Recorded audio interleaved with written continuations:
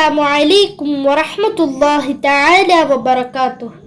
നമ്മൾ ഇന്ന് നോക്കുന്നത് 4-ാം ക്ലാസ്സിലെ ഫിഖ്ഹിലെ 3-ാം പാഠമായ അൻ-നജാസാത്തു വ തത്ഹീറുഹാ, നജസും അവയുടെ ശുദ്ധീകരണവും എന്ന പാഠമാണ്. നിസ്കാരം ശരിയാവണമെങ്കിൽ നജസുകളിൽ നിന്ന് ശുദ്ധിയാവേണ്ടതുണ്ട്. നജസുകൾ 3 വിധമാണ്. 1 മുഖഫഫ്, 2 മുത്തവസ്സിൽ, 3 മുഗല്ലദ്.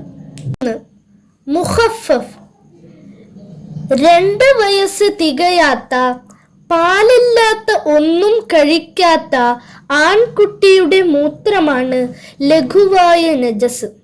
അതുകൊണ്ട് മലിനമായാൽ മൂത്രമായ സ്ഥലത്തെല്ലാം എത്തും വിധം മൂത്രത്തേക്കാൾ കൂടുതൽ വെള്ളം കുടഞ്ഞാൽ മതി, കഴുകേണ്ടതില്ല. നിലത്ത് മൂത്രം പോലെയുള്ള നജസായാൽ അത് വറ്റിയിട്ടുണ്ടെങ്കിൽ ആ സ്ഥലം മൂടുന്ന രീതിയിൽ വെള്ളം ഒഴിച്ചാൽ മതി. വറ്റിയിട്ടില്ലെങ്കിൽ അതിനെ നീക്കിയ ശേഷമാണ് വെള്ളം ഒഴിക്കേണ്ടത്. 3 മുഗല്ലദ്, നായ, പന്നി എന്നിവയും ഇവയിൽ നിന്ന് ജന്മം കൊണ്ടവയും ഗൗരവമായ നജസുകളാണ്. ഇവ കൊണ്ട് നജസായവ ശുദ്ധിയാവണമെങ്കിൽ 7 പ്രാവശ്യം കഴുകണം.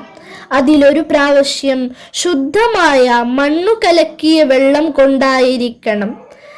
നജസിന്റെ തടിയുണ്ടെങ്കിൽ അത് ആദ്യം നീക്കം ചെയ്യണം. അതിനായി എത്ര തവണ കഴുകിയാലും അത് ഒന്നായി മാത്രമേ പരിഗണിക്കുകയുള്ളൂ. 2 കുല്ലത്തിൽ ഏകദേശം 200 ലിറ്റർ കുറവുള്ള വെള്ളത്തിൽ നജസായ വസ്തു ഇട്ട് കഴുകരുത്. വെള്ളം അതിന്മേൽ ഒഴിച്ചാണ് കഴുകേണ്ടത്. ലഹരി ദ്രാവകങ്ങൾ സ്വയം സുർക്കയാവൽ കൊണ്ടും നായ, പന്നി എന്നിവയല്ലാത്ത ശവത്തിന്റെ തോൽ ഊറക്കിടൽ കൊണ്ടും ശുദ്ധിയാകും. നമുക്ക് തദ്രീബാത്ത് നോക്കാം. 1 തിരഞ്ഞെടുത്തെഴുതാം. നായ, പന്നി, മലം, മൂത്രം, ഛർദിച്ചത്, രക്തം, ചലം, പന്നി, മതിയ്, 2 വയസ്സ് തികയാത്ത പാൽ മാത്രം കുടിക്കുന്ന ആൺകുട്ടിയുടെ മൂത്രം, വതിയ്, ലഹരി ദ്രാവകങ്ങൾ. ഇവയിൽ നിന്ന് ശരിയായത് ബ്രാക്കറ്റിൽ എഴുതാം. മുഖഫഫ് 2 വയസ്സ് തികയാത്ത പാൽ മാത്രം കുടിക്കുന്ന ആൺകുട്ടിയുടെ മൂത്രം. മുത്തവസ്സിത്തായ നജസ് മലം, മതിയ്, മൂത്രം, വതിയ്, ഛർദിച്ചത്, രക്തം, ചലം, ലഹരി ദ്രാവകങ്ങൾ. മുഗല്ലദ് നായ, പന്നി. 2 ശുദ്ധിയാകുന്ന രൂപം വിവരിക്കാം. 1 മുഗല്ലദ്. മുഗല്ലദായ നജസിനെ 7 പ്രാവശ്യം കഴുകണം. അതിലൊരു പ്രാവശ്യം ശുദ്ധമായ മണ്ണ് കലക്കിയ വെള്ളം കൊണ്ടായിരിക്കണം. 2 മുത്തവസ്സിത്ത്. മുത്തവസ്സിത്തായ നജസായാൽ ശുദ്ധീകരിക്കുന്ന രൂപം നജസിന്റെ നിറം, മണം, രുചി എന്നിവ നീങ്ങുന്നത് വരെ കഴുകണം. 3 മുഖഫഫ്.